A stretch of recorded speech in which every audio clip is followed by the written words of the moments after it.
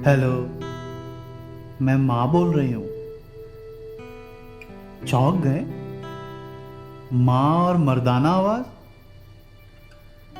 मैं मर्द के उस माँ वाले हिस्से से बोल रही हूँ। थोड़ा ज्यादा फिल्मी हो गया, फिलोसॉफिकल हो गया। तो प्यारे, मर्द हो या औरत, ये जो तुम्हारे विज्ञान में लाइफ वाला किस्सा है, भूल गए? अरे उसमें मेरा भी तो हिस्सा है ना। तुम चाहो तो एक स्पर्म क्रोमोसोम तक खुद को क्यों ना सीमित कर लो, पर तुम अच्छे से जानते हो कि तुम में आधा से ज्यादा मेरा हिस्सा है, क्योंकि मैं मां बोल रही हूं। आज सुबह से ही मैं देख रही थी, ये फेसबुक, इंस्टाग्राम, ट्विटर पर काफी याद कर रहे थे तुम लोग। मेरे खुशी का तो कोई ठिकाना ही ना रहा। तुम्हारे स्टेटस अपडेट में भी मैं हूं। मुझे तो आज पता चला कि मेरे वजह से भी तुम्हारा स्टेटस हाई हो सकता है। काफी समय लग गया, पर यहां तक आते आते कई सारे फोटोज देखे मैंने। वो हंसते खिलखिलाते चेहरे देखकर बड़ा घमंड हुआ मुझे। तुम्हारी हंसी बिल्कुल मेरे जैसी थी। अरे, घमंड अधिकार है मेरा, क्योंकि मैं मां बोल रही हूं।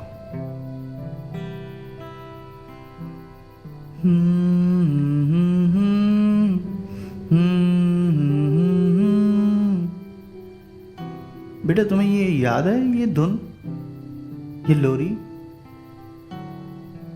काफी चमत्कारी थे तुम। आते साथ ही मुझे सिंगर बना दिया। मैं तो अपने आप को आशा भोसले समझने लगी थी। बट जो भी हो, हाँ, तुम्हारे नानी से तो अच्छा गाती थी। शायद कभी कह नहीं पाई मैं। क्या करूं? ये आई लव यू वाला प्यार नहीं आता ना मुझे। तुम्हारे पापा को भी कभी नहीं कह पाई मैं, पर सोचा तुमसे अपने दिल की बात कहूं। ये प्यार वाली बात खुलकर करना मैंने तुमसे ही तो सीखा है। अरे, ये जरूरी तो नहीं ना कि हर चीज मैं ही तुम्हें सिखाऊं।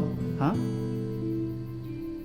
जब रात को तुम चादर के अंदर फुसफुसाकर अपनी डार्लिंग को आई लव यू कहते थे ना, और तुम्हें लगता था कि किसी ने नहीं सुना, मैं सब सुनती थी। सच कहूं, बड़ा अच्छा लगता था। और हाँ, जलन भी होती थी कि मुझसे तो तुमने कभी ऐसा नहीं कहा। खैर, जाने दो। मुझे तुमसे बस इतना कहना है कि इस नफरत भरी दुनिया में प्यार ही करना बस। तुम्हें पता है, जब तुम्हें मैंने पहली बार छड़ी से मारा था और तुम सो गए थे सुबकते सुबकते, मैं आई थी तुम्हारे पास। तुम्हारे बदन पर पड़े दाग को मैंने रात भर आंसुओं से धोया था। ना जाने क्यों मेरे हाथ कांप रहे थे। तुम भी ढीठ कम कहां थे। मेरे हाथ की बनी रोटी और थप्पड़ दोनों दबाकर खाते थे। एक समय तो ऐसा था कि मैंने कपड़े से ज्यादा तुम्हें धोया, पर मकसद हमेशा एक ही था, सफाई। मेरा बच्चा मैला ना हो जाए। हमेशा वो चूरन लेकर खाना, वो पेपरमिंट की गोली लाना। पिट कर भी कहां सुधरे थे तुम। सुधरते भी कैसे? गए तो तुम पूरे मुझ पर ही थे। तुम्हारे आधे चूरन की गोलियों को तो मैं ही खा जाती थी। तुम्हारे दादा दादी तो हमेशा तुम्हारे चेहरे में तुम्हारे पिता को ही ढूंढते थे। गुस्सा आता था बहुत, पर फिर सोचकर खुश हो जाती थी कि उन्हें ढूंढना इसीलिए पड़ रहा है क्योंकि हर तरफ मैं दिख रही हूं। बेचारे तुम्हारे पापा। मुझे नहीं मालूम कि तुमसे कितना प्यार करती हूं, करती हूं या भी नहीं। कभी नाप तोल कर नहीं किया ना कुछ। हमेशा मेरे खाने में नमक और चीनी ज्यादा हो जाया करती है। शायद मेरा प्यार भी कुछ वैसा ही है, जितना करूं कम ही लगता है, क्योंकि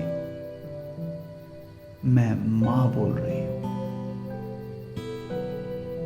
तुमसे बहुत बात करनी है, क्या करूं, वक्त ही नहीं है।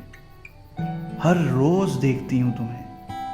मेरा बच्चा दुनिया से आगे निकलने को भाग रहा है, मेहनत करता है, परेशान भी रहता है, इसलिए बोल नहीं पाती।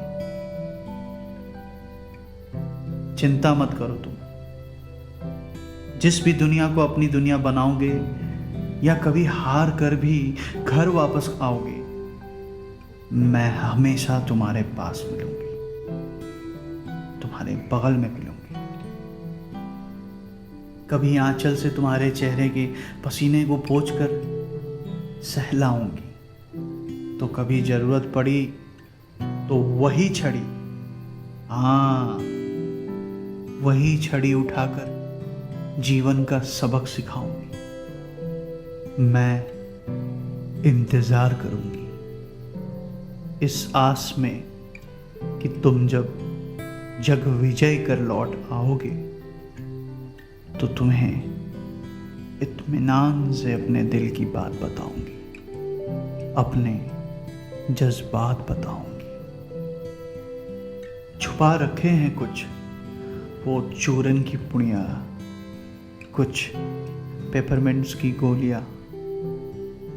सोचा है तुम्हारे साथ सुकून से बैठकर खाऊंगी। मैं मां बोल रही हूं।